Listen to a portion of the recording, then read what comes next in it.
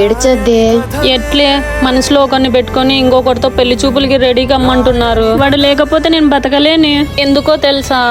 ఎందుకు? ఎందుకంటే వాడే నా ఆక్సిజన్. నా మనసులో వాడికి నాకు ఎప్పుడో పెళ్లి అయిపోయింది. ఇప్పుడు వీనికి పెళ్లి చేసుకుంటే నాకు సెకండ్ పెళ్లి అయినట్లే కదే. ఉండు, వానికి పోయి నేను పెళ్లి చేసుకోనని చెప్పేసి వస్తా. విన్నావు కదా, అది ఇంకా నిన్నే లవ్ చేస్తుంది. నేను చెప్పినాను కదరా ఆ పాప మనసు మారదని. నాకు మీ బాబు ఓకే అండి. నేను మీతో కొంచెం పర్సనల్ గా మాట్లాడాలి. పదండి, చెప్పండి. అయ్యో ఏమైందండి? ఇదిగోండి కళ్ళు చూసుకోండి ఫస్ట్. కళ్ళు దుడుచుకుంటే 500 ఫుల్ క్యాష్ పార్టీ అన్నమాట. ఎంతో ఉంటే లైఫ్ సెట్లు. మిమ్మల్ని బలవంతంగా పెళ్లి కొప్పించినారా? అయ్యో, ఎవరు నన్ను బలవంతంగా ఒప్పిలా. నేనే దేవుని బలంగా ముక్కున్నా మీలాంటి మంచోళ్ళు రావాలని. దానికి కొంచెం ఆనంద పాచుకోవాలి.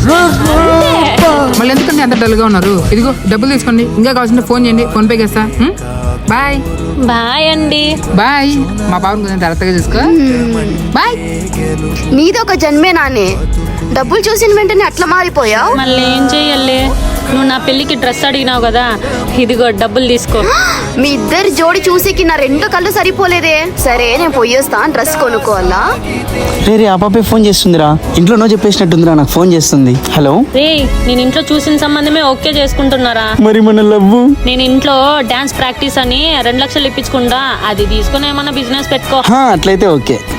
డబ్బుల కోసం లవ్ నేర్చుకుంటావా? నేను పెట్టే బిజినెస్ లో నిన్నే పార్ట్నర్షిప్ గా పెడదాం అనుకున్నా. డబ్బులు ముఖ్యం మనకి. నువ్వు వెంటనే బిజినెస్ స్టార్ట్ చేసి మామ. సిక్కు ముళ్ళు గప్పి రంగులీనుతున్న లోకమంటే పెద్ద నాటకమే తెలియకనే సాగే.